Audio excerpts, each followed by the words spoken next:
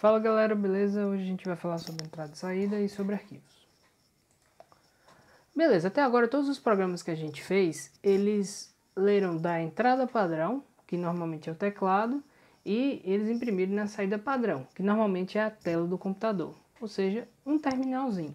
Então quando eu faço um programa qualquer, como esse por exemplo, que tem um buffer aqui para guardar o nome, aí a gente lê esse nome e imprime na tela. Vamos executar ele aqui. Então a gente, por exemplo, aqui vai colocar Vlad e ele vai imprimir Vlad, certo?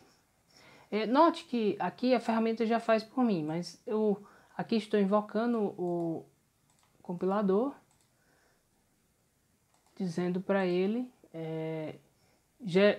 compilar o arquivo main.c e gerar um output, que é um programa chamado main, certo? No Linux, quando eu tenho um programa que eu quero que ele esteja disponível em qualquer lugar, ele precisa estar no path, certo? O que é path? Certo? O path é uma variável de sistema do Linux que indica em quais pastas ele deve ler os programas que ele considera por default. Por exemplo, se eu tenho um programa qualquer que eu queira que apareça em qualquer lugar, seja por exemplo Google Chrome, Firefox, etc., ele tem que estar acessível aqui em uma dessas pastas aqui do path, certo? Normalmente vai ser user bin ou user local bin, alguma coisa assim. Aí, só que aí, no caso, a gente não vai colocar no path, o nosso programa está local. Quando o nosso programa está local, a gente executa ele do jeito que vocês já sabem, ponto, que significa essa pasta, barra, main, que vai ser o nome do programa que a gente executou, certo? Então a gente vai colocar aqui, aí a gente basta colocar a entrada e ele vai gerar a saída. Só que o Linux, ele é muito legal porque ele oferece algumas ferramentas, não só o Linux, mas quase todo o SO na linha de comando, ele vai te oferecer ferramentas para você não ler da entrada e saída, quer dizer, você não ler da entrada padrão e não escrever só na saída padrão, você também pode utilizar arquivos. E é muito simples, tipo assim, se eu criar um arquivo aqui, vamos criar um arquivo, agora a gente vai ler esse nome no arquivo que chama entrada.txt. Poderia ser nome, ABC, qualquer nome esse arquivo poderia ter. E aqui a gente vai colocar o nome que a gente quer ler. Então a gente vai colocar aqui o nome, vai ser Vlad, certo? E quando eu criei esse arquivo e coloquei aqui o nome Vlad, certo? Eu vou querer que o meu programa leia esse nome desse arquivo e imprima na tela, certo? E não vai ler mais do teclado. Então eu vou fazer barra main e vou utilizar o operador menor que significa que a entrada vai vir de um arquivo. Com esse arquivo, o arquivo chama entrada.txt, certo? E agora ele vai ler o nome Vlad que está aqui em entrada e vai imprimir na tela. Da mesma forma, existe um operador que chama maior que poderia jogar essa saída para um arquivo. Então eu poderia botar aqui um saída.txt e agora ele vai ler o nome Vlad de entrada.txt e jogar em saída.txt. Certo? Então a gente tem um operador menor que e maior que, sendo menor que para ler de um arquivo e maior que para jogar a saída em um arquivo. Ok? E um outro detalhe é que quando eu uso duas vezes o maior que, ele não sobrescreve o arquivo. Porque quando eu utilizo apenas uma vez, que eu executo, ele sobrescreve o meu arquivo. Toda vez ele cria o arquivo novamente. Só que se eu uso duas vezes o maior que, ele apenas adiciona, né? A gente chama append. Ele faz um append no final do arquivo, ou seja, ele coloca o conteúdo no final do arquivo. Então, quantas vezes eu executar aqui, ele vai colocar. Enquanto com apenas um maior que, ele sobrescreve o arquivo. Beleza? Pronto. Isso é uma coisa. O Linux ainda tem uma outra forma de fazer isso, de jogar a entrada de um programa para outro utilizando o que a gente chama de pipe. Então, quando a gente, por exemplo, não sei se vocês já precisaram fazer isso, mas, por exemplo, você faz um ls para listar as coisas, faz um pipe, aí tem uma ferramenta que chama grep, para a gente pesquisar ali dentro desses arquivos. Então a gente poderia pesquisar, por exemplo, o nome main, e ele vai nos dar os arquivos que começam com main. E se a gente fizesse um grep aqui, entrada, ele ia pesquisar os caras que tem entrada no nome. E se a gente pesquisasse, por exemplo, .txt, ele ia pesquisar os caras que tem .txt. Aí o que esse pipe faz? Ele pega a saída do ls, que no caso é esse textinho aqui, e joga para outro programa que chama grep, certo? E da mesma forma a gente poderia jogar para o nosso programa, certo?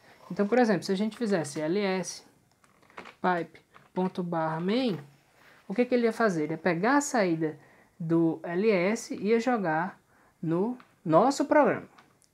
E aí, nosso programa, ele está dizendo aí que a saída fica entrada.txt, que foi o primeiro cara aqui que o ls mandou. Então, se eu quisesse jogar isso para o meu saída.txt, ele ia receber o primeiro cara aqui que está no nosso ls.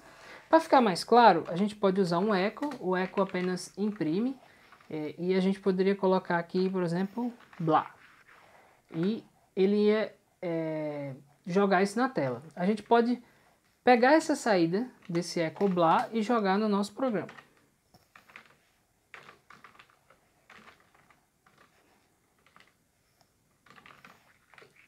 E aí ele colocaria blá. Da mesma forma, a gente poderia pegar esse cara que ele jogou na entrada do nosso programa e colocar em saída.txt. E aí estaria o blá. Lembrando que poderia ser qualquer arquivo aqui. Poderia ser, por exemplo, ABC, que seria a nossa saída, e ele ia gerar um arquivo que chama ABC, também com blá. Certo? E qualquer coisa que você colocar aqui. Agora, qual é a sacada? Tanto o menor que quanto o pipe, eles vão ter a função de dizer que a entrada mudou, não é mais entrada padrão, e sim ou a saída de um programa que vai entrar no nosso, através do pipe, ou um arquivo que a gente está passando aqui, que a gente vai ler o conteúdo dele e jogar na entrada do nosso programa. Então a gente não vai ler mais do teclado, e sim de um arquivo. Da mesma forma, a gente tem como fazer isso com a saída, certo? E aí, em vez de jogar na tela, a gente joga num arquivo. Tranquilo? Então, vamos prosseguir.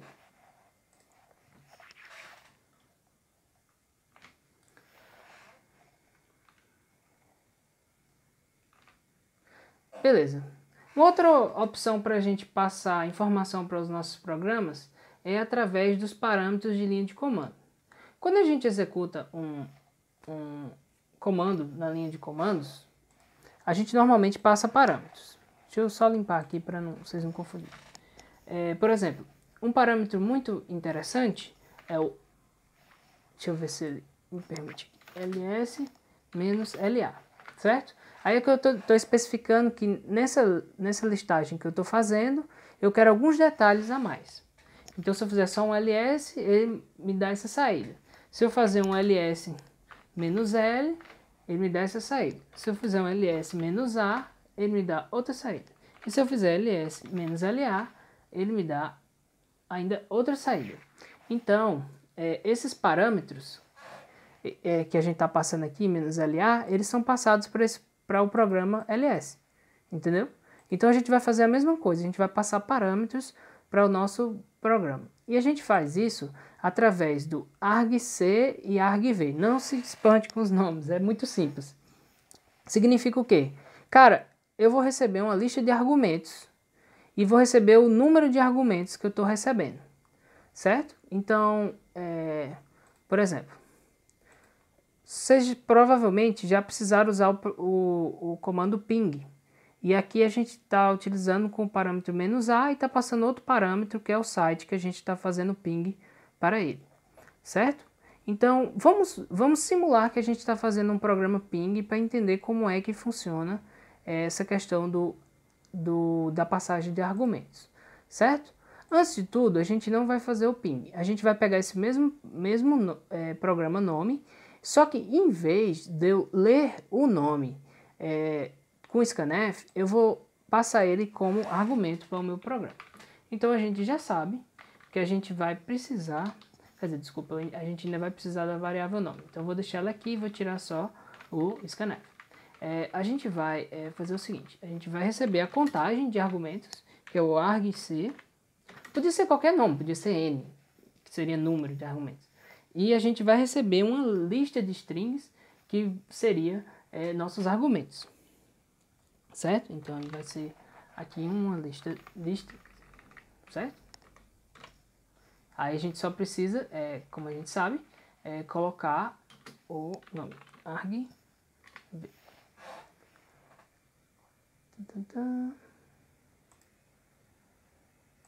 Ah, sim, claro. O asterisco é aqui. Pronto. Significa que eu vou receber uma lista de strings aqui. Então, primeiramente, a gente vai fazer o seguinte.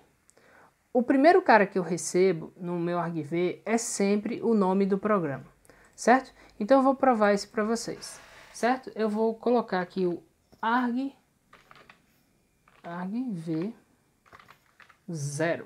que seria o meu primeiro elemento aqui dos meus parâmetros, certo? Vou limpar aqui e vou executar. E vocês vão ver que ele imprime main, que é o nome do programa, certo? Agora a gente vai compilar esse programa para ele ter um nome diferente. A gente vai compilar ele para ter o nome ping.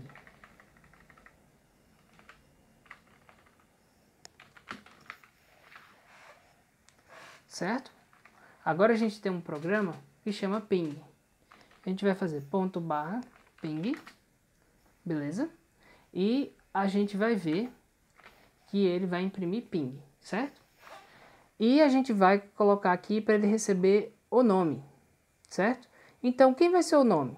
Se o meu primeiro argumento é o nome do programa, o segundo argumento vai ser o nome que eu estou passando. Então, se eu fizer, por exemplo, ./ping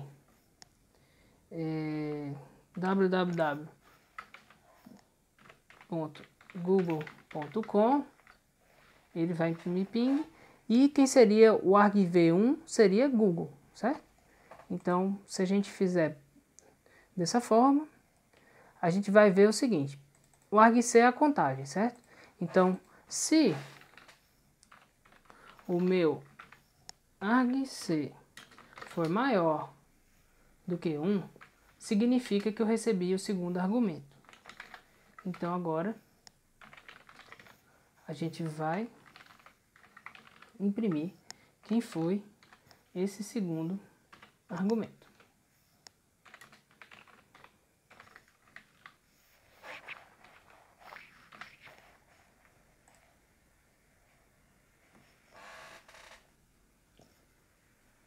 Sim, eu tenho que compilá-lo com o nome ping, né, para dar certo da forma como a gente queria.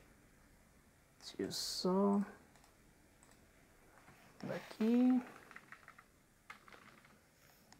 ping ./ping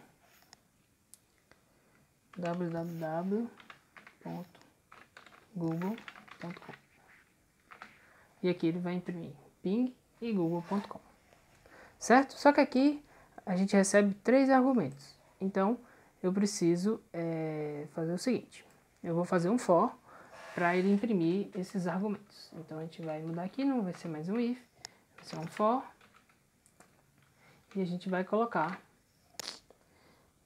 a gente vai primeiro declarar aqui uma variável int,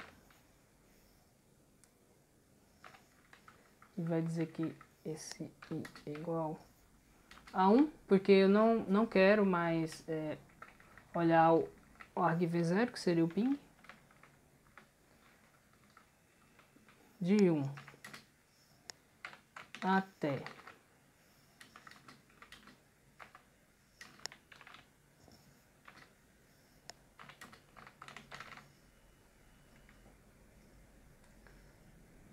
o argc, eu vou imprimir argv de i.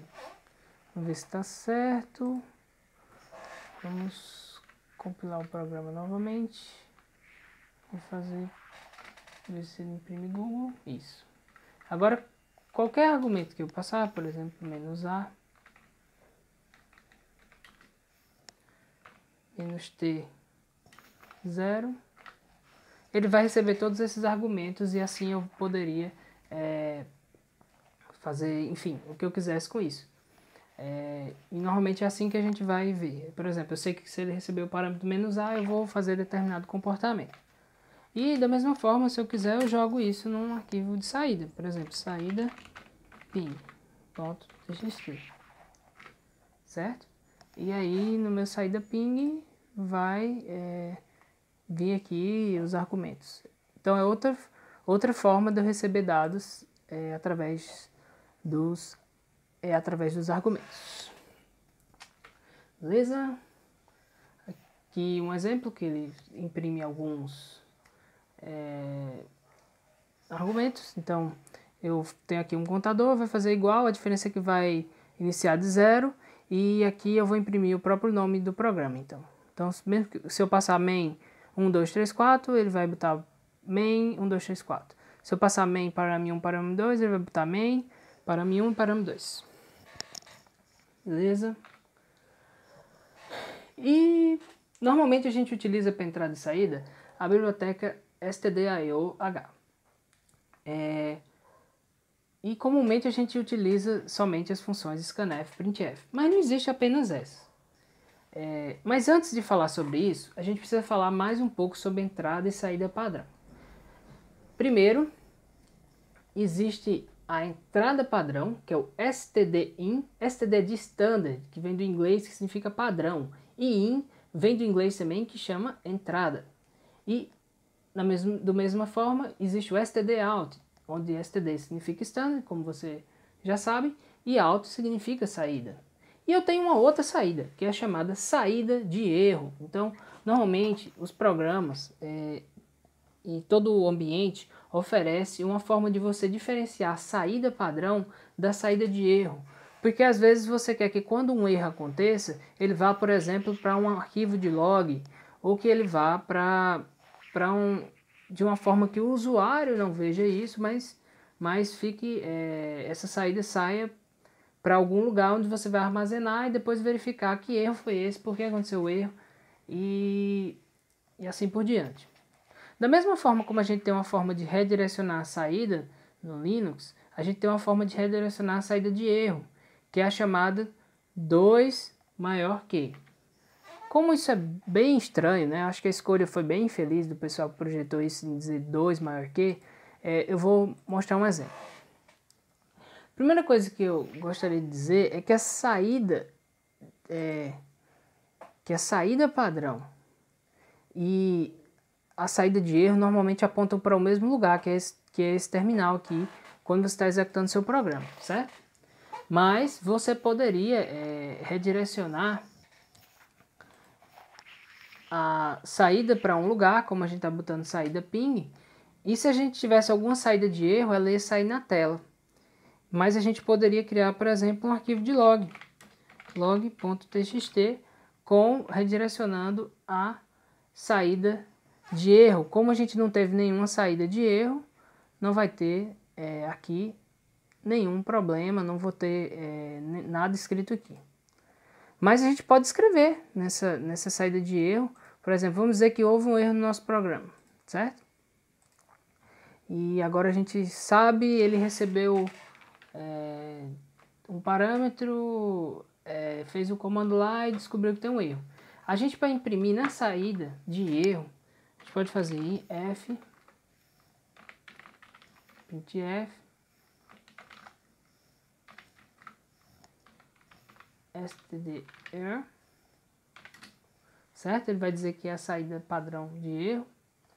certo? E o que eu vou imprimir nesse cara? Acento S, ou seja, um string, e aqui eu vou dizer erro 14589, entendeu? Não, deixa eu ver aqui, não foi possível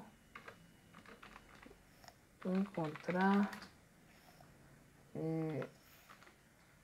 o IP desse endereço. Beleza? E aqui vou botar só um contrabarrinho no final. Nem precisa, eu acho que é mais fácil eu botar aqui. Contrabarrinho. Beleza? Pronto, agora a gente tem uma saída de erro, certo? Da mesma forma que eu imprimo aqui na saída de erro, aqui eu estou imprimindo na saída comum, que é o std out. Então aqui eu poderia imprimir no std out. Aqui não vai ser mais um erro, vai ser o programa finalizou. Beleza? Então aqui eu estou imprimindo o programa finalizou na saída padrão e estou imprimindo o erro, não sei das quantas, na saída de erro. Pronto, beleza? Agora a gente vai compilar esse programa. Pronto. E agora é o seguinte, da mesma forma, a gente colocou que a saída tem que ir para a saída ping e que a saída de erro tem que ir para a log, que é esse 2 maior que, certo? Antes de fazer dessa forma, eu vou fazer com que ele coloque que eu não redirecione a saída nem a saída de erro, e você vai ver que tanto a saída normal quanto a saída de erro, o padrão é o terminal. Mas aí se eu redireciono, vou redirecionar, por exemplo, agora só a saída de erro. Vamos chamar de log erro.log. Beleza? E aí a gente vai colocar. Você vê que não veio aqui para a tela, como tinha vindo antes. E agora ele jogou isso no log de erro. Da mesma forma como eu faço com a saída com maior que, eu também posso botar mais um maior que aqui e ele vai fazer o append, não mais substituir o arquivo, certo? Então é o mesmo esquema. Se for um só, ele vai substituir. Então eu posso redirecionar a minha saída de erro e a minha saída normal. Então aqui eu estou redirecionando a saída para a saída ping e a saída de erro para log. E ele vai redirecionar, vai diferenciar as duas saídas.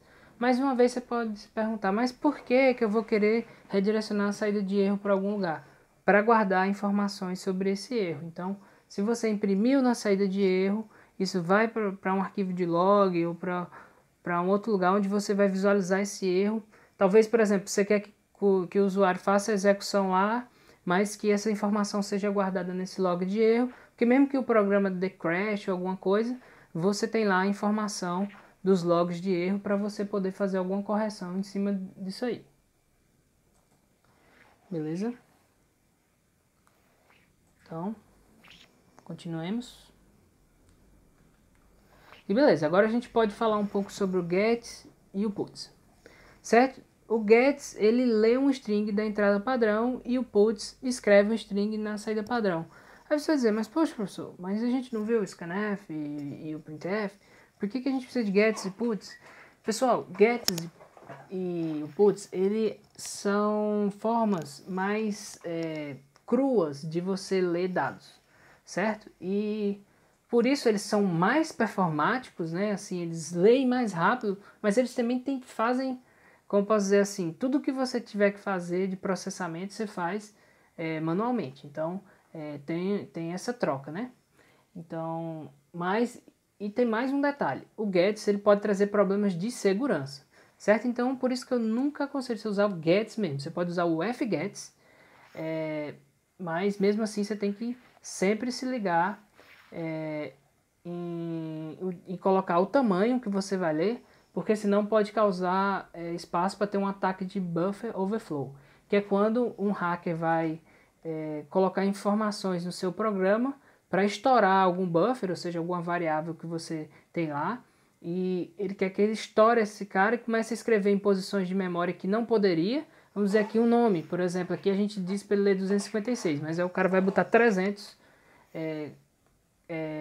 caracteres lá, e se você não limitar essa leitura, isso pode causar alguns problemas de segurança. Eu não vou entrar muito nisso, porque senão vai confundir vocês, mas a ideia é que quando ele coloca mais informação do que devia, ele escreve em posições da memória que não devia, e dado isso, a gente sabe que o programa e os dados ficam no mesmo lugar da memória. Então ele pode colocar lá instruções e fazer com que o seu programa faça coisas que não deveria, certo? O que abre espaço para uma brecha de segurança. Beleza? Agora eu vou dar um exemplo aqui com o fgets e o fputs para a gente ver como eles funcionam. A gente pode utilizar esse mesmo buffer aqui chamado nome. E em vez de fazer scanf, a gente vai utilizar fgets, certo? Então a gente vai fazer fgets. A gente só vai dizer de onde a gente quer ler. Eu vou ler da entrada padrão. E eu vou ler até 256 caracteres para o meu buffer chamado nome. Beleza? Deixa eu só ver se a ordem está correta. Não, desculpa. O nome é primeiro, certo? Tá aqui ao contrário. O nome é primeiro. E aqui, de onde a gente quer ler, que é do stdin. E a gente vai usar o fputs para pegar esse nome que a gente leu, certo? E a gente vai colocar ele no stdout. Poderia ser no stderr, onde eu quisesse. Ok? Então agora a gente vai executar esse programa. E agora, da mesma forma como a gente lê o outro, a gente consegue ler nesse. A diferença do fgets é que ele é mais puro. Então ele sempre vai ler os caracteres que estão na tela. Não importa o que você colocar. Por exemplo, se você colocar 12, ele vai ler esses caras, até 256, se você colocar aí. Beleza? Então, esse aí, para isso que serve fgets e fputs. Nunca use gets sem ser com o tamanho definido, porque senão você vai ter problemas de buffer overflow que podem impactar na segurança dos seus programas. Se for um programa para seu uso pessoal, não tem problema, mas imagine você faz um programa que tem acesso a dados sensíveis ou tem permissão de fazer determinadas funcionalidades e o cara consegue, através da entrada ali do seu programa, fazer com que ele faça coisas que não devia. Então, cuidado com isso. Outra função que nós temos é o fgetc e o ungetc, que basicamente faz o seguinte: eles leem um caractere, no caso do fgetc, seria o mesmo que fazer um fgets com tamanho 1, e o ungetc ele coloca um caractere no fluxo, certo? Então, quando eu tenho, por exemplo, uma string como casa e eu leio ela, a gente chama isso de um string, um fluxo de dados. Então, eu vou ter um fluxo aí de caracteres, que seria, qual é o meu fluxo? C, A, S, A. Então eu tenho esse fluxo, né, esses dados fluindo aí. E às vezes eu quero processar esse fluxo e colocar alguma coisa lá. Eu tenho um getC, ou às vezes eu só quero pegar o próximo cara, que seria, por exemplo, o C, que seria o primeiro a ser lido. Aqui nesse programa exemplifica bem isso. Eu tenho um cara e eu quero, toda vez que eu ler um arroba, eu substitua por um A, certo? Então eu faço uma declaração de um char próximo. Esse próximo eu vou fazer um fgetc de stdin. E se o próximo for um arroba, ou seja, próximo igual a arroba, eu faço um ungetc de A em stdin, ou seja, eu coloco no fluxo um A. Naquele lugar que eu tirei esse arroba com fgetC, eu coloquei um A. E a próxima vez que eu for ler, lá não vai estar mais esse arroba, e sim vai estar um A, e depois eu vou imprimir esse cara. Então, basicamente, é uma forma, esse getC coloca no fluxo, e o fgetC tira do fluxo, um caractere. Beleza? Agora nós vamos falar sobre o scanf. O scanf, como a gente bem sabe, ele serve para a gente ler da entrada e a gente consegue especificar vários formatos que ele deve considerar aí nessa leitura. E como ele faz isso? Ele aceita um string, onde a gente especifica como o stream de dados deve ser lido. Como a gente sabe, o stream é o fluxo de dados. Então, se eu tenho lá caracteres e tenho números, a gente vai especificar para o scanf como ele deve tratar esse fluxo e transformar ele nas nossas variáveis que a gente vai passar para ele também. Então, como a gente já está acostumado, o scanf a gente vai dizer aqui qual o formato que ele deve ler, por exemplo, %S, poderia ser %C, %D, que a gente já conhece também, de acordo com o tipo da variável que a gente está lendo, certo? Então a gente vai especificar aqui.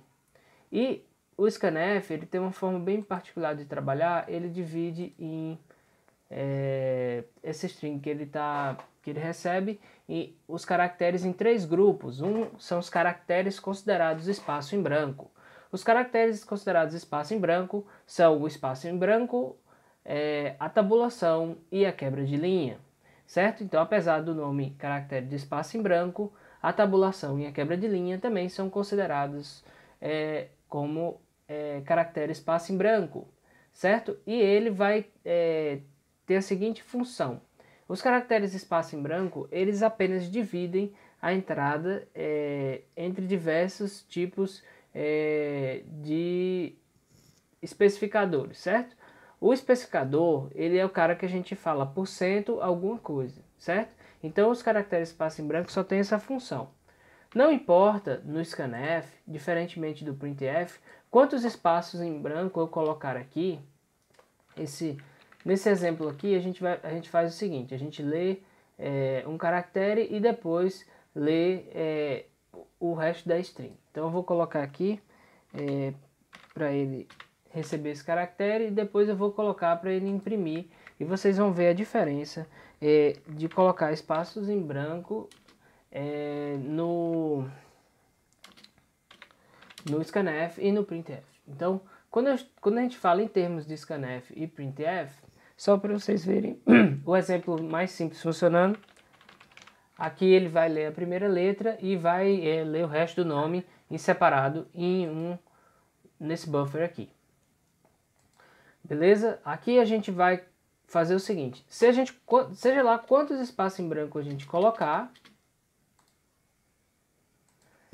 ele vai continuar com o mesmo comportamento, certo? Inclusive, se eu colocar uma tabulação ou colocar quebras de linha, ele vai tratar isso da mesma forma e quando eu colocar aqui, ele vai ter simplesmente ele considera todos esses caracteres espaço em branco como apenas um só, que só separa os tipos de variável. Então, aqui agora é muito diferente do comportamento do printf, então você tem que tomar bastante cuidado quando você estiver utilizando, para você não acreditar que ele vá considerar esses espaços em branco e as tabulações, quebra de linha, etc. Então, quando eu coloco no printf, aí sim, ele vai considerar e vai imprimir isso. Por exemplo, aqui ele colocou os espaços em branco e fez as duas quebras de linha. Beleza? Mas no scanf não. Então, cuidado aí. Isso aqui tudo, no fim, significa só isso. Ok? Então, a gente também tem os caracteres que não são espaço em branco, com exceção da porcentagem, que a porcentagem é utilizada para você iniciar um novo especificador. Então, se você tiver aqui qualquer caractere que não seja um caractere espaço em branco aqui no fluxo, ele vai esperar que exista exatamente esses caras na entrada. Então, por exemplo, se nesse exemplo que a gente lê a primeira linha, ele vai ler apenas o resto, que seria o %s, se esses caracteres que eu colocarem aqui estiverem no meio da palavra que ele está lendo. Então ele vai esperar que existam esses caracteres. Então a diferença aí para o espaço em branco. Então se eu fizer assim, deixa eu só tirar esses espaços em branco que a gente tinha colocado aqui e colocar para ele ler de novo. E aí ele vai considerar essas letras e depois iniciar realmente a leitura no resto do nome. Então ele leu o primeiro caractere, ele verificou que existem esses caras aqui na entrada, o LAD, e depois ele leu o resto do nome para string. Se eu tivesse aqui colocado um padrão que ele não tem, por exemplo, se eu tivesse dito aqui que era para ele esperar que tivesse, em vez de ter LAD, tivesse já o WO, ele vai dar errado. Aí você diz, por que, professor, vai dar errado? Porque ele vai esperar que aqui, no que ele está lendo, existe um WO. Mas antes do WO, ele vai ler um LAD. E vai dizer, não, as próximas letras são LA e não WO. Então, aí o que acontece? Ele não vai conseguir ler o %s, certo? Lembrando sempre que o scanf retorna o número de parâmetros que ele conseguiu ler com sucesso. Então aqui a gente vai ter esses caras que a gente está lendo. A gente até pode imprimir isso, por exemplo, a gente pode botar aqui int suc e vamos colocar aqui que suc é igual a scanf e vamos colocar para ele imprimir. A primeira coisa que ele vai imprimir, como é um inteiro %d, vai ser o número de variáveis que ele leu com sucesso. Então a gente vai colocar aqui suc. Vamos rodar. E quando eu colocar Vladvoger, ele vai dizer que só consegui ler um, que foi o V.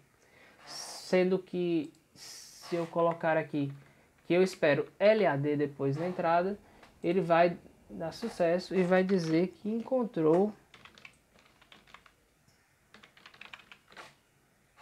as duas variáveis, tanto o %d quanto o quer dizer, desculpa, tanto o %c quanto o %s. Beleza? E o outro tipo de caractere para fechar são os especificadores de formato, que aí vocês já estão careca de saber o que eles são, como por exemplo o %c, %s, %d, %i e etc. Só que uma coisa que a gente tem que aprender ainda é a questão do formato do especificador, certo? Então, se você tem aqui o % alguma coisa, ele pode receber três coisas aqui que vão fazer uma modificação nesse especificador. Um é o asterístico, o outro é a largura e o outro é o tamanho. Aí você diz, professor, o que é largura e o que é tamanho, certo? A largura do especificador, certo? Quantos caracteres ele vai considerar. E o tamanho, não, o tamanho é quando a gente, por exemplo, está usando um long int em vez de um int, aí eu passo aquele Lzinho. Esse Lzinho é o tamanho, que significa o tamanho da variável. Significa que a variável tem mais bits, por exemplo, e aí eu coloquei o L lá, e aí ele altera o nosso especificador. Então, quando eu tenho a largura, são a quantidade de caracteres que eu vou ler, e o tamanho vai ser o tamanho da variável, e não do campo. Então, e o asterisco significa somente ignorar. Às vezes eu quero ler alguma coisa apenas para ignorar. Vamos dizer que eu queira ignorar somente a primeira letra. Então eu vou colocar aqui %C, não vou mais ler um caractere e vou ler o resto do nome. Então aqui esse asterisco significa ignorar. E aqui eu não vou mais imprimir o C, porque eu não estou mais lendo ele. E agora, quando a gente executar, ele vai ter ignorado a primeira letra, que é o V, porque aqui, assim eu mandei. Se eu quisesse fazer o contrário, eu poderia colocar aqui para ele ler apenas o primeiro caractere, colocar para ele imprimir apenas o SUC e o primeiro caractere,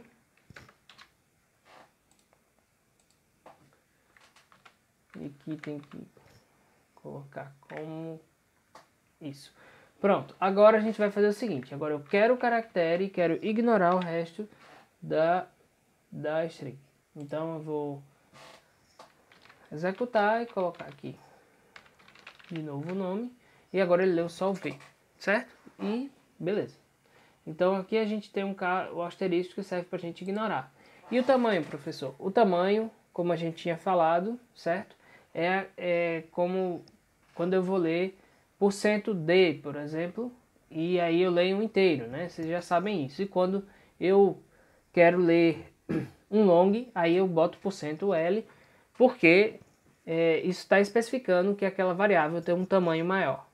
E quando a gente está falando da largura, aí a largura já é outra coisa, significa a quantidade de caracteres. Então, por exemplo, se eu disser que eu quero ler 3, ele vai ler apenas 3 caracteres naquela para esse especificador. Então aqui se eu colocar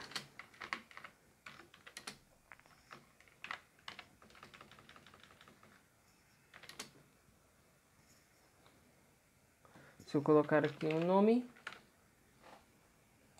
e se eu executar, agora ele só vai ler LAD, perdão aqui que ele ficou com essa vírgula. Agora ele vai ler apenas LAD, porque eu disse para ele ler só 3 caracteres. Se eu dissesse para ele ler 4,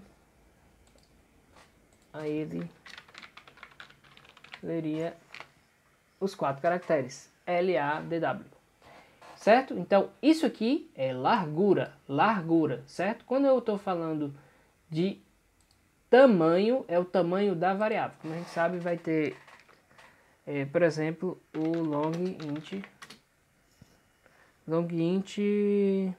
num, vamos dizer esse cara aqui. A gente vai querer ler ele e a gente vai colocar aqui que eu quero ler 1%li, e aqui a gente vai colocar num, certo? E depois a gente vai colocar aqui para ele imprimir esse %li e vai colocar aqui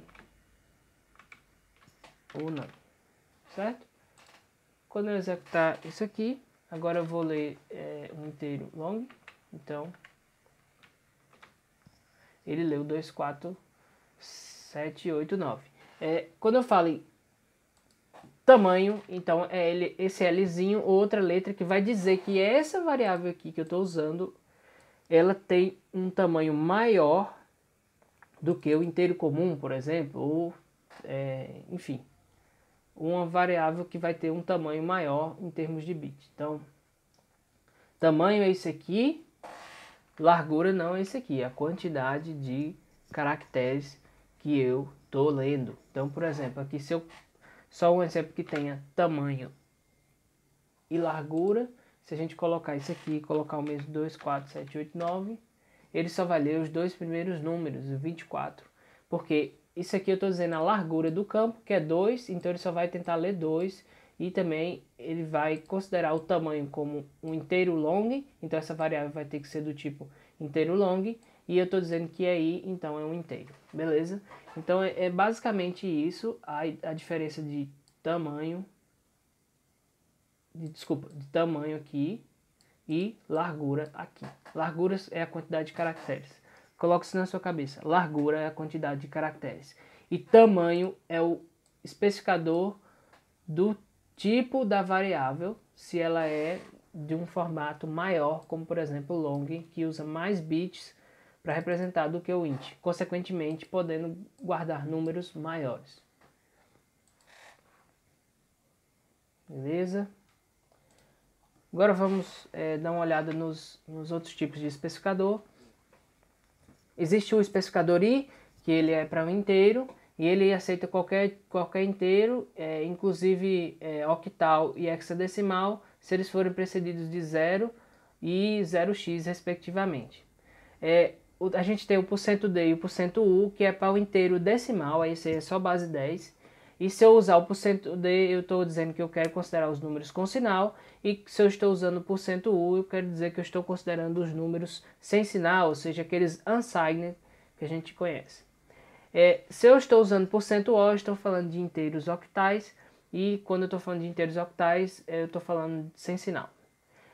Quando eu estou falando de %x, a gente está falando de inteiros hexadecimais, e nesse caso também a gente está falando de sem sinal. A gente já conhece o %f para o nosso ponto flutuante, existe também o %e para ler naquela notaçãozinha com e. Então, esses caras aí a gente já está mais acostumado. A gente também tem o %c, que lê um caractere, como você sabe, e o padrão é ler apenas um caractere, mas você pode especificar no tamanho, como a gente tinha visto ali, a quantidade de caracteres que eu quero ler. Lembrando que quando eu estou falando de %c, eu não vou colocar o caractere nulo no final, então eu não vou gerar uma string válida. Então isso é muito, muito importante, porque às vezes pode surgir problema nos programas de vocês, porque vocês não estão utilizando o caractere nulo. E quando, por exemplo, eu quero saber o tamanho de um string, ou quero comparar strings e tudo mais, eu preciso que tenha um caractere nulo no final, certo? Então, se eu leio, aqui a gente tem esse nome arquivo, deixa eu só apagar esses outros caras aqui. E a gente vai ler, por exemplo, %c aqui. Vamos colocar que eu quero colocar, que eu vou ler 5 caracteres, e aqui vai para o nosso buffer chamado nome arquivo. E aqui eu vou colocar para ele imprimir. Ele vai imprimir como %s aqui, e vou colocar o... Agora eu não vou querer mais o suck, e vou querer que ele imprima apenas nome arquivo. E aqui eu posso colocar o nome, e ele vai ler aqui 5 caracteres. A diferença de eu fazer isso e fazer isso aqui é gigante, tá, pessoal? Porque quando eu estou dizendo %c, ele não coloca o caractere nulo. Quando eu digo %s, ele coloca. Então, o que ele vai ler aqui com %s, para cá, é uma string válida. Se eu ler com %c, ele vai ler apenas os caracteres e não vai ter o caractere nulo no final, entendeu? E isso pode gerar problemas ao utilizar certas bibliotecas, certo? Então, preste atenção nisso. Então, se eu ler %s, eu coloco o caractere nulo. Então, nesse nome arquivo, o outro caractere aqui em seguida vai ser o caractere nulo, enquanto que o %c não, ele não vai colocar, e isso pode gerar um comportamento inesperado. Beleza? Outros especificadores que eu tenho é o %p, que é um apontador de endereço, que vai ser uma sequência de caracteres que representam um ponteiro. Beleza. A gente viu que, por exemplo, se eu colocar algo nesse padrão, como o nome funcionário, %s, idade, %d, ele vai esperar que exista o N, depois o O, o M, o E, espaço F, U, N, C, I, O, N, A, R, I, O, 2 pontos, aí um string que ele vai ler, aí depois vai ter um I, D, A, D, E, 2 pontos e um número, certo? Que para ele ler. Então, se eu prover algo nesse formato para ele, ele vai conseguir ler tanto a string quanto a idade. Então,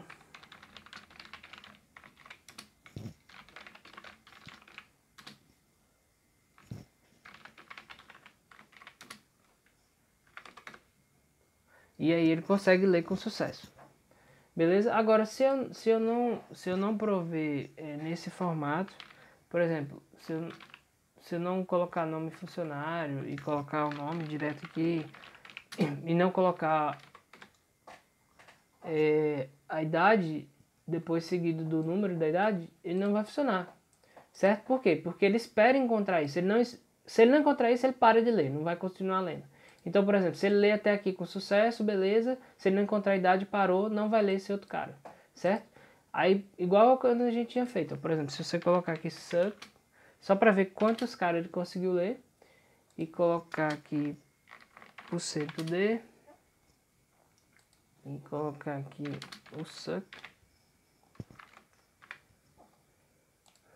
Se eu colocar uma coisa no formato que ele não está esperando, ele vai dizer, cara, eu não encontrei isso não. Aí ele vai dar aqui 78, que já era o valor padrão, e vai dizer que eu não consegui ler nada, nem nada com sucesso. Se eu colocar só a primeira parte, por exemplo aqui, nome funcionário,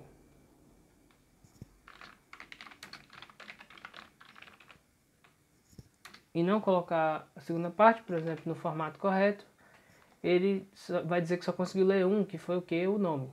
Se eu colocar tudo no formato correto, obviamente ele vai dizer que leu os dois.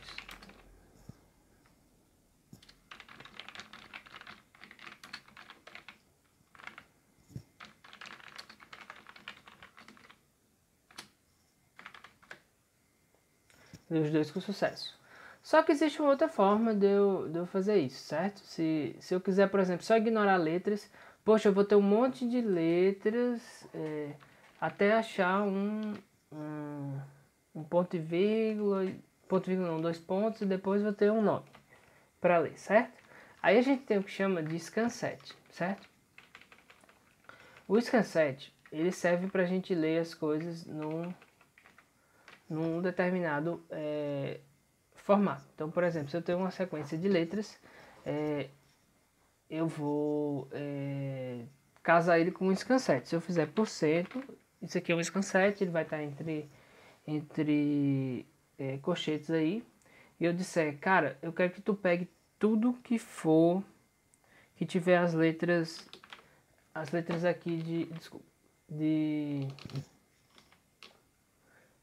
A, B, C, D, E, F, G, H, I.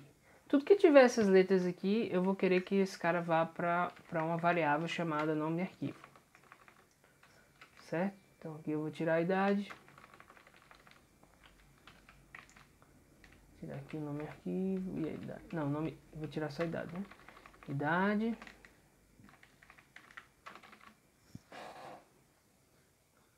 Se eu executar aqui, se eu colocar qualquer coisa que tenha esses caras, não precisa ser na ordem, por exemplo, pode ser DF e DFABC, por exemplo.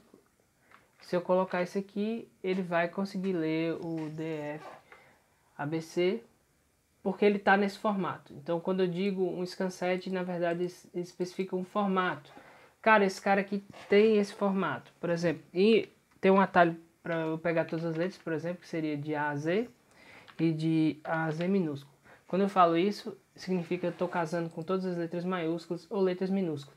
Então, se eu inserir qualquer coisa aqui que tenha letras maiúsculas e minúsculas, ele vai conseguir fazer o que a gente chama de casamento de padrão. Então, se eu colocar aqui, por exemplo, casa, ele vai ler casa. Agora, se eu colocar casa 1, 2, 3, 4, 5, 6, ele vai apenas ler casa. Por quê? Porque eu estou especificando aqui o formato que eu quero. E o formato que eu quero é de letras maiúsculas ou letras minúsculas. Não quero números. Então, quando ele encontrar um número, ele vai parar de ler e vai considerar que a entrada é casa, certo? Se eu colocasse aqui também os números, poderia 0 a 9, agora ele vai casar também com números. Então, se eu mandar ele ler agora o meu casa 1, 2, 3, 4, 5, 6, ele vai conseguir ler para casa 1, 2, 3, 4, 5, 6. Beleza? Então, isso aqui é um que a gente chama de scansete, ou seja, vai ser um conjunto de caracteres para ele dizer qual é o formato desse cara que eu estou lendo, certo? E poderia ser da mesma forma como a gente fez aqui, dizer eu não quero. Então, eu não quero que tenha nenhum número, certo? Se eu encontrar um número, eu paro de ler. Então, eu aqui vou colocar o acento circunflexo, que significa um scansete negado, que a gente chama, certo? Então, ele é um scansete que faz uma negação, dizendo que não quero nada que seja nesse formato, de 0 a 9. Mais uma vez, se eu ler casa 1, 2, 3, 4, 5, 6, ele vai... ficou vaso, né? Se eu colocar aí, ele vai... Quando ele encontrar o primeiro número, que eu estou dizendo aqui, leia até encontrar um número, ele vai apenas ignorar o resto e vai considerar até onde eu li, que não tem esse formato, certo? Se eu colocasse até um exemplo interessante, vamos dizer que eu não quero encontrar, eu quero que ele pare de ler quando encontrar uma hashtag, certo? Então, beleza, então se eu colocar aqui teste 1, 2, 3, 4, 5, teste 1, 2, 3, tananana, hashtag. Ele vai ler o que? Teste 1, 2, 3, 4, 5, teste 1, 2, 3, tananana, e parou na hashtag, certo? Então, por isso que é muito útil o scansete, e é por isso, gente, que vocês vão bem lembrar que quando a gente quer que ele leia qualquer... que ele leia um string e não pare de ler no espaço em branco, como a gente viu quando eu uso o %s para ler. Se eu colocar aqui %s, certo? E colocar um string que tem espaço, por exemplo, Vladivog Bezerra, ele vai ler apenas o Vladivog. Por quê? Porque o %s, quando ele encontra um caractere de espaço em branco, ele para a leitura, certo? Então, se eu quiser ler até a linha toda, considerando os espaços em branco, eu posso botar assim o meu scansete negado e vou dizer que eu quero ler até encontrar uma quebra de linha. Quando eu digo isso para ele, se eu colocar agora, ele vai ter lido com o espaço, beleza? Então tá aí a explicação para aquilo que a gente fez lá nas aulas, algumas aulas atrás, para ler com espaço. Agora está explicado como é que isso funciona, beleza? Então esse é o scansete e o outro é o scansete negado. Beleza, gente? A gente também tem o N e o %, certo? Então, vamos dizer aqui que eu queira saber o tamanho de um string. Eu posso usar isso com o %n. O %n a gente não usa no scanf, e sim no printf. Então, se eu fizer printf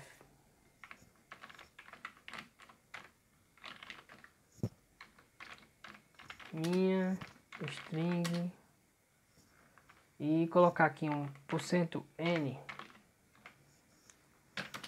e passar aqui o endereço de cont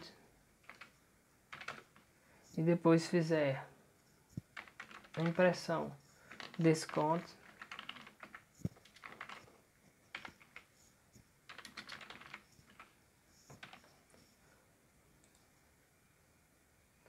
ele vai nos dar o tamanho dessa string que tinha antes do n, ok?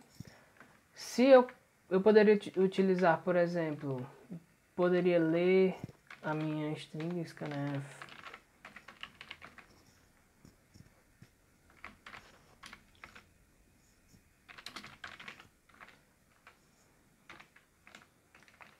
em vez de colocar essa minha string, eu colocaria %s e colocaria que aqui é nome arquivo, certo?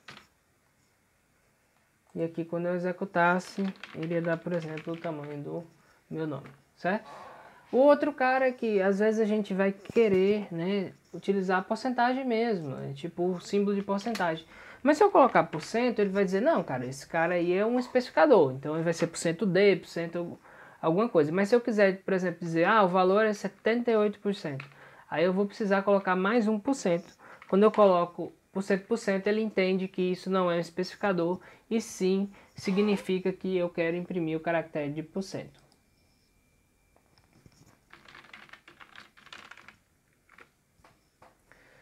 Beleza, pessoal?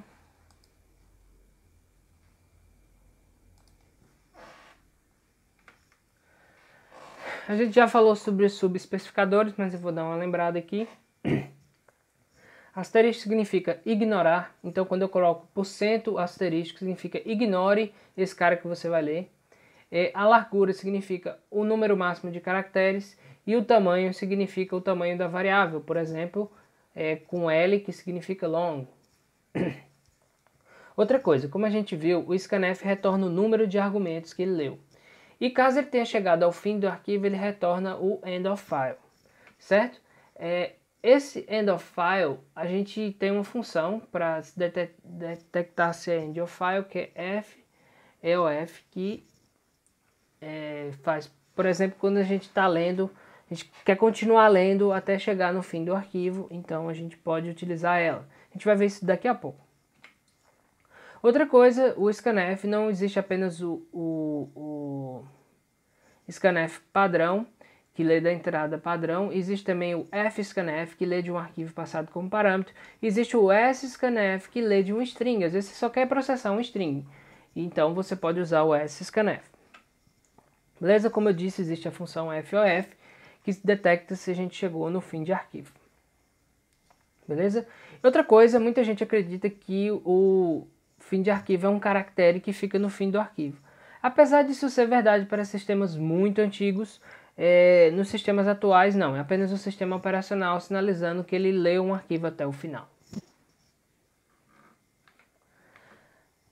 Beleza, agora a gente vai falar sobre leitura e escrita de arquivos de texto, onde a gente vai ter a oportunidade de trabalhar com essa questão do fim de arquivo. Certo? O primeiro que eu gostaria de falar é da função fopen, que abre um arquivo, e da função fclose, que fecha um arquivo. Além disso, existe a função fflush, certo? Que esvazia o buffer, certo? Passado como parâmetro, e ele serve para garantir que o que escrevemos no arquivo seja escrito imediatamente, certo? Porque às vezes a gente manda ele escrever no arquivo e não consegue que ele escreva na hora. Às vezes a gente precisa que ele escreva na hora, então a gente usa essa função flush, certo? Isso porque os caracteres, para otimizar o sistema operacional, não manda os caracteres um a um. Então quando você manda ele gravar um caractere no arquivo, ele vai lá e grava, não na hora, mas sim em blocos, certo? Em buffer. Da mesma forma como a gente cria aquelas variáveis que a gente chama de buffer, que seriam um array de caracteres, ele faz a mesma coisa. Ele vai e coloca tudo num grupo para depois gravar, certo? Só que às vezes você vai querer gravar antes dele formar um bloco inteiro, né? Por exemplo, se o bloco for de tamanho 40, às vezes você vai querer que ele grave quando tem apenas alguns caracteres. Certo? Para isso a gente precisa entender quais são os modos que a gente tem para ler e escrever no arquivo, certo? Quando a gente está falando de modo R, significa modo leitura, certo? A gente vai abrir um arquivo somente para leitura, vamos apenas ler esse arquivo. E esse arquivo já deve existir, senão vai dar um erro, certo? Quando a gente abre um arquivo no modo write, a gente abre o arquivo apenas para escrita, somente escrita. A gente não vai ler desse arquivo, apenas escrever, certo? E se o arquivo não existir, ele é criado. A gente também tem o modo append. Lembra que a gente tinha falado de append mais cedo na aula? Significa que os novos conteúdos vão ser apenas incluídos no fim do arquivo. E se o arquivo não existir, ele é criado, certo? Então, normalmente o append, por exemplo, vamos dizer que você queira criar um arquivo de log, e aí você vai criar ele com o modo A e vai ficar gravando só no fim do arquivo, sem danificar o conteúdo que já existe. Certo? Quando a gente diz modo R+, significa que eu abro o arquivo para leitura e escrita, e o arquivo já deve existir, senão vai dar um erro, certo? E eu tenho o modo W+, que recria o arquivo para leitura e escrita, certo? Então, Se o arquivo não existir, ele é criado, e se ele existir, ele é sobrescrito. E eu tenho o modo A+, que é o modo append para leitura e escrita. Então, igual o modo append que a gente tinha falado, a diferença é que eu também posso ler desse arquivo, certo?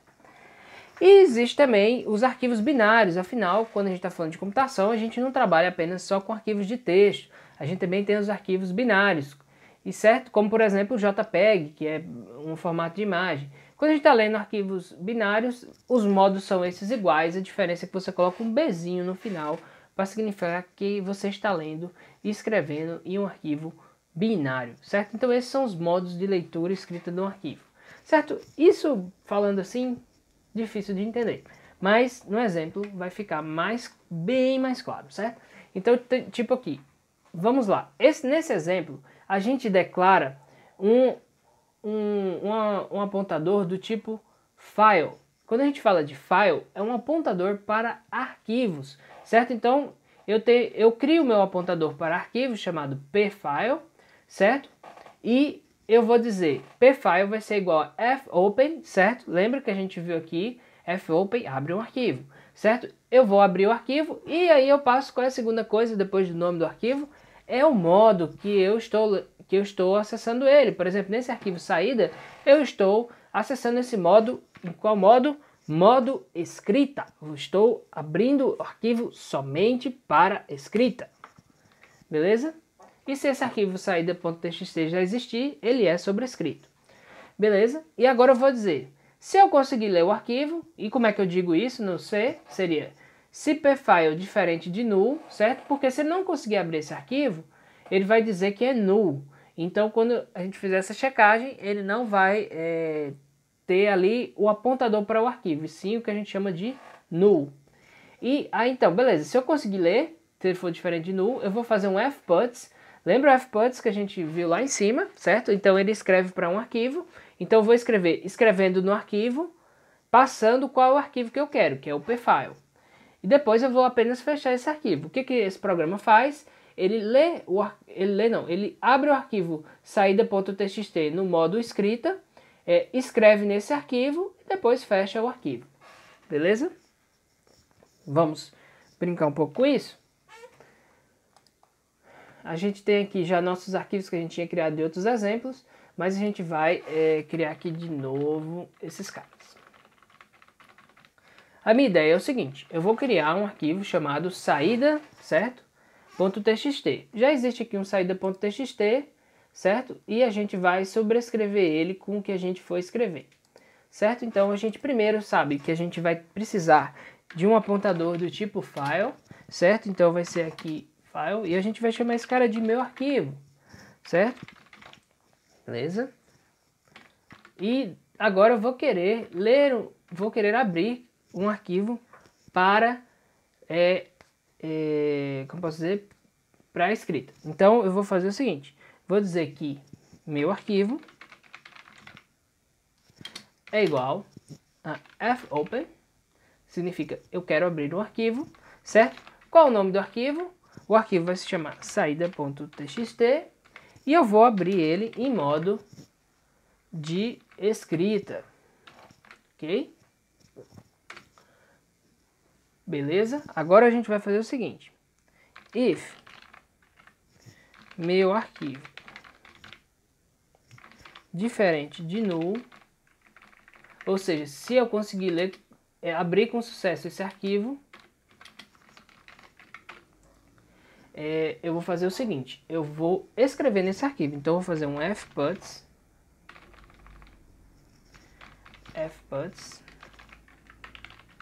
aqui, vamos botar aqui meu conteúdo,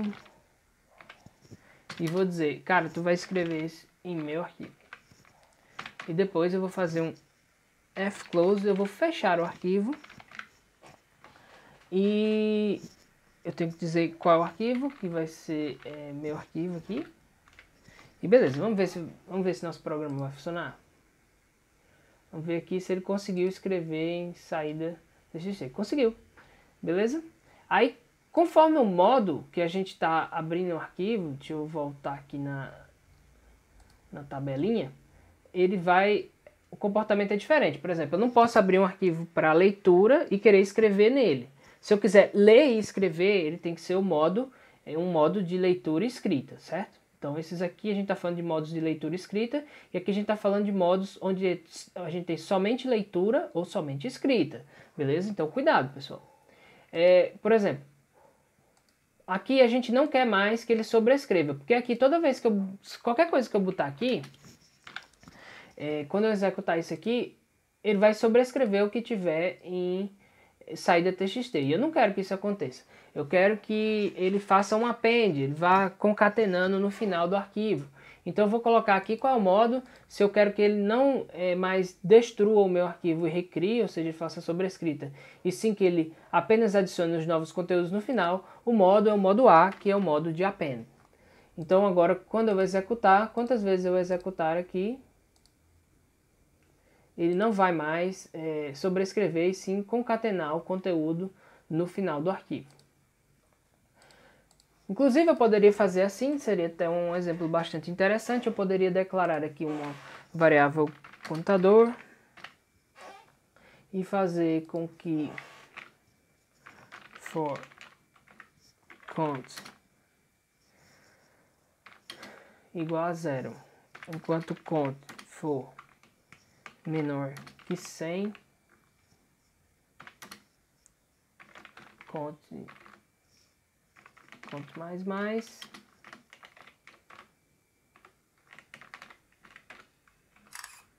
e aqui eu vou colocar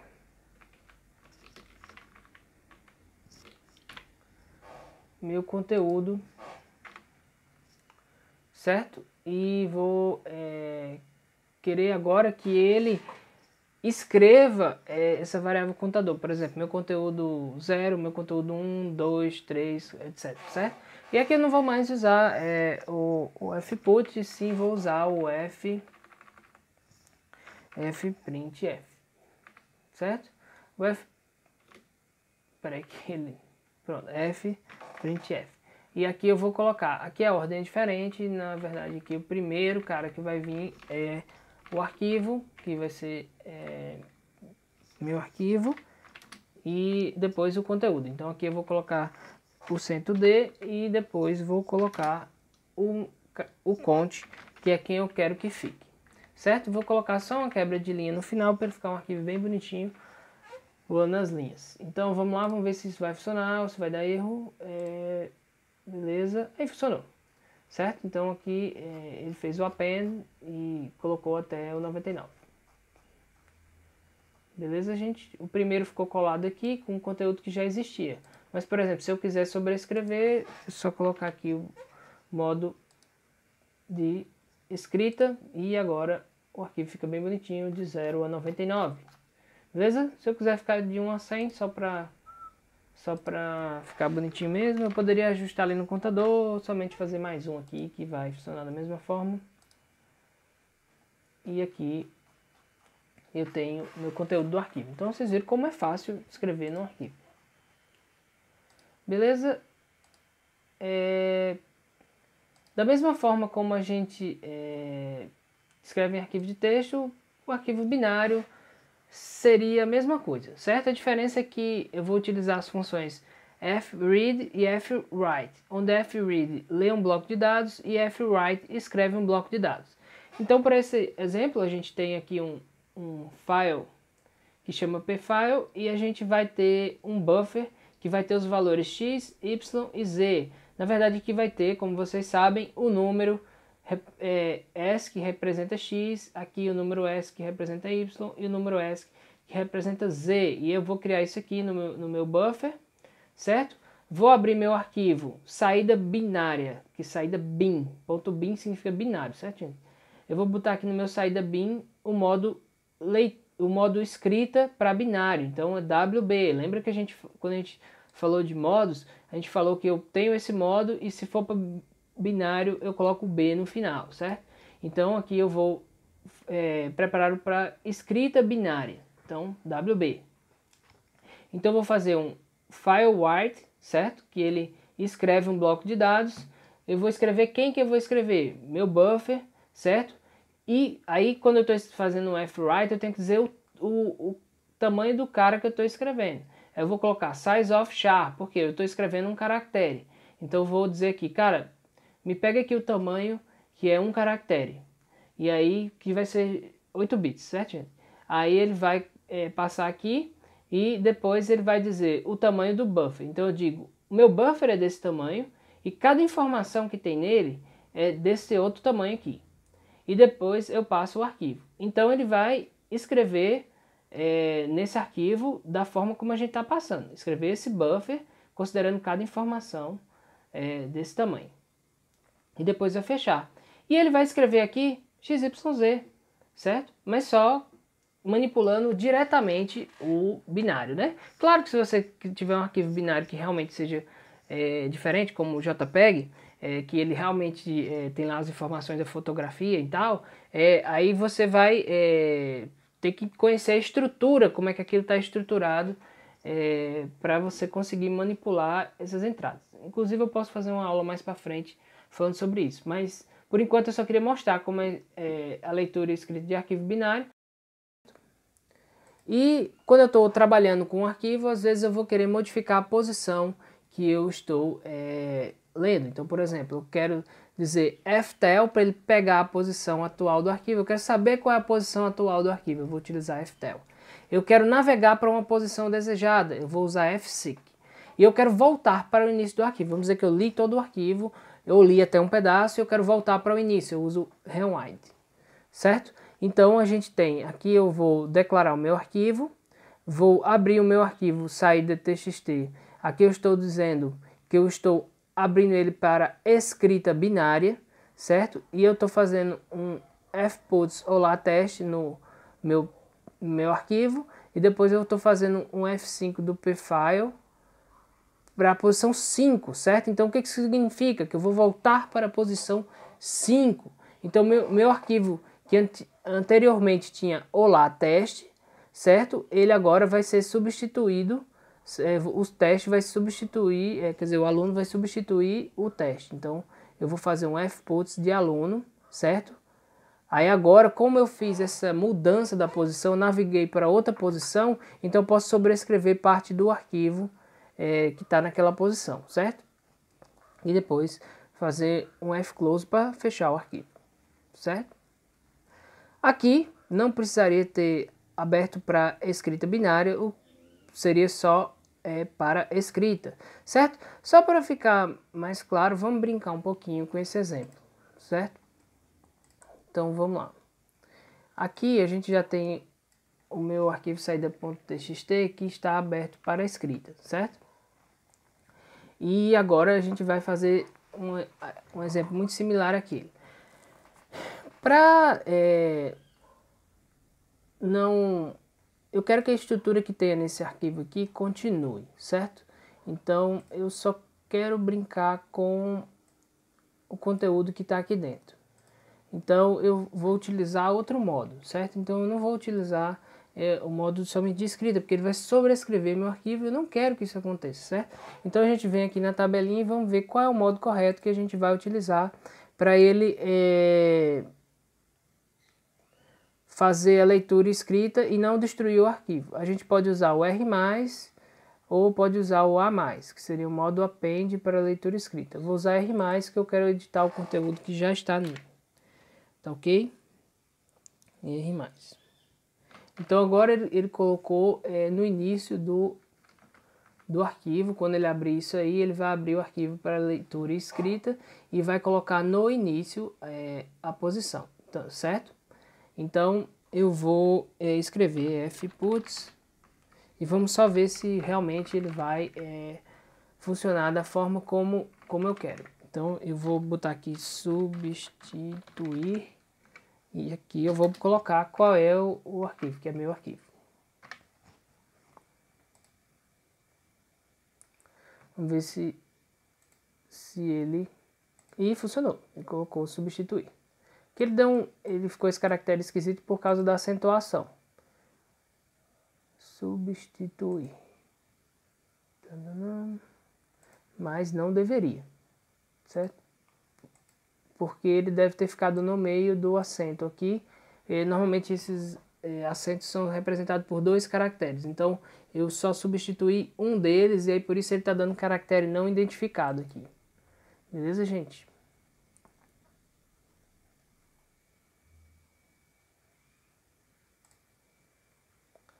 Aí isso é um detalhe da codificação dos caracteres. Aí pronto, aí a gente vai...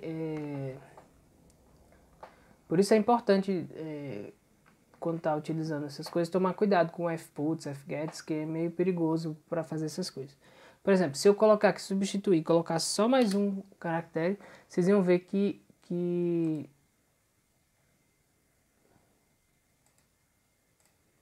aquele cara ia sumir, aquele caractere que está errado. Beleza? Aí agora eu fiz isso aí e agora eu substituí o conteúdo que está lá no arquivo. Então, para isso que serve. Agora, por exemplo, se eu uso o meu fseek para ir para outra posição, certo? Aí a gente pode, por exemplo, fazer o fseek, vamos lá, fseek, certo? Aqui vai ser meu arquivo. E aqui a gente vai dizer, cara, eu vou querer que você vá para a posição 23, certo? E aí você vai ter que colocar o modo, que vai ser seekset. Ele vai modificar a posição atual. Seekset. Vamos ver aqui. E você vai botar o substituir depois desse cara. Então agora ele vai tentar alterar o que está na posição 23. Beleza? E aqui ele substituiu. Ele contou 23 a partir da posição que ele estava, que vai ser... Ele inicia na posição 0, certo, gente? Então, tipo, se ele vai contar 23 para frente e vai começar a substituição. Beleza? Então, essa navegação pelo arquivo, ela é bastante útil, porque às vezes você, por exemplo, quer escrever... substituir um dado que está lá na primeira linha, ou depois você quer substituir um dado que está lá na 30ª linha, tá entendendo? E aí é interessante esse fseek. Beleza? E se você quiser saber a posição atual, você utiliza o ftel.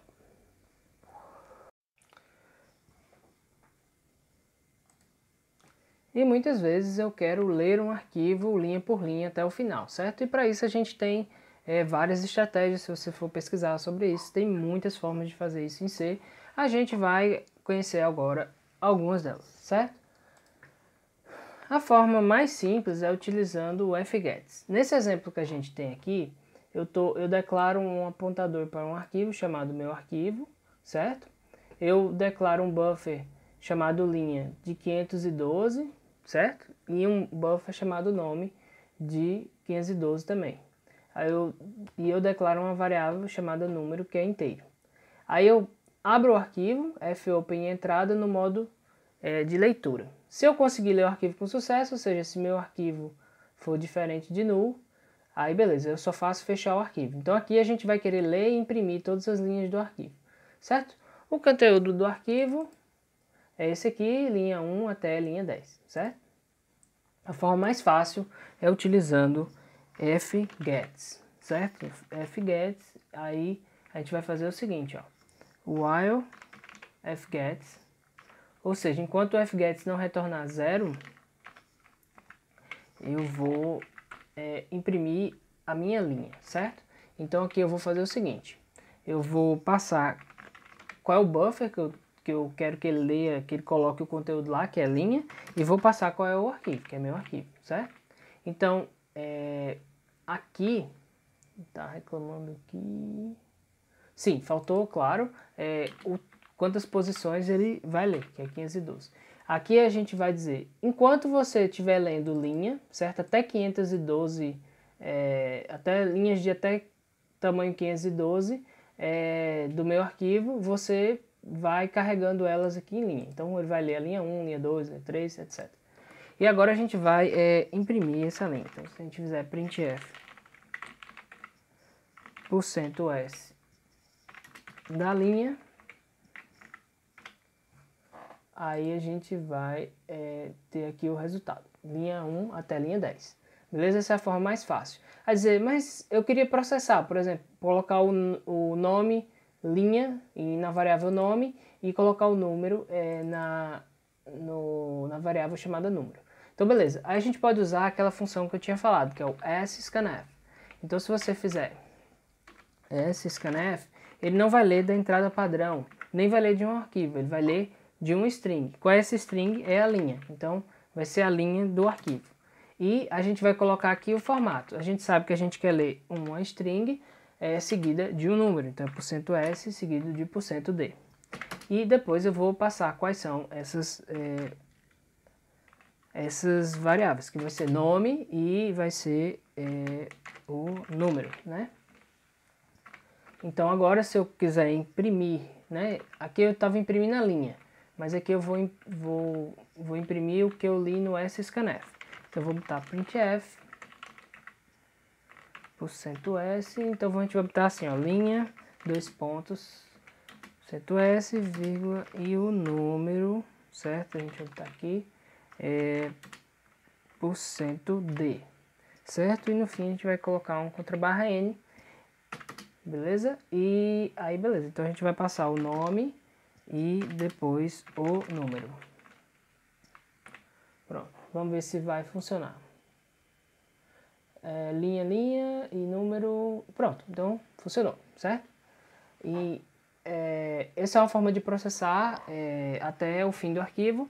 Mas existe outra forma, a gente já podia fazer isso com fScanf, por exemplo, que nos daria também o mesmo estilo de saída. A gente podia fazer fScanf, certo? fScanf. Aí o fScanf primeiro recebe o arquivo, vai ser meu arquivo, certo? E a leitura dele vai ser igual a esse cara aqui, que eu vou ler um string e depois um número, certo? Então eu vou ler com fScanf até eu encontrar um end of file, então até o arquivo acabar. Então eu vou fazer diferente de end of file, certo? Enquanto ele conseguir ler aqui, beleza, é para ele continuar, certo? Então, vamos lá. Então, eu li do meu arquivo a linha, depois eu leio a segunda, terceira, etc. E eu vou processando elas já com %s e %d. Vamos ver se vai funcionar. Pronto, e também mesmo resultado, certo, gente? Então, você precisa botar diferente de end of file. Por quê? Se você não colocar, ele vai ficar infinitamente imprimindo a linha 10. Aí você diz, por quê, professor? Porque você não está detectando se o arquivo acabou, certo? Então você precisa detectar se o arquivo acabou com end of file. Existe outra forma de fazer? Existe sim, gente. Você pode usar aquela função que a gente falou, EOF, que detecta o fim do arquivo. Então você diz, se o meu arquivo acabou, certo? Então aqui você vai precisar colocar um if. Se o meu arquivo acabou, então interrompa a execução, certo? Então a gente já sabe que é um break para sair desse while. Então se a gente colocar aqui, ele também vai ter a mesma forma. Então é isso aí, gente. Existem essas formas de você ler arquivos linha por linha, beleza? Aqui são só os exemplos no slide, né? Se vocês precisarem, aqui ele está usando fScanf e na direita ele está usando fScanf detectando o FOF, usando a função FOF. E aqui ele lendo com fgets e do lado direito ele lê com fgets e processa a linha com sScanf. Beleza, galera? Façam exercícios para poder praticar essa parte de arquivos. Na próxima aula a gente vai resolver alguns para dar uma olhada nisso aí, beleza? Então, eu sei que a aula foi longa, mas a ideia é que vocês consigam entender o processamento de entrada e saída e como é que eu trabalho com arquivos na linguagem C, tá ok? Muito obrigado e até a próxima aula.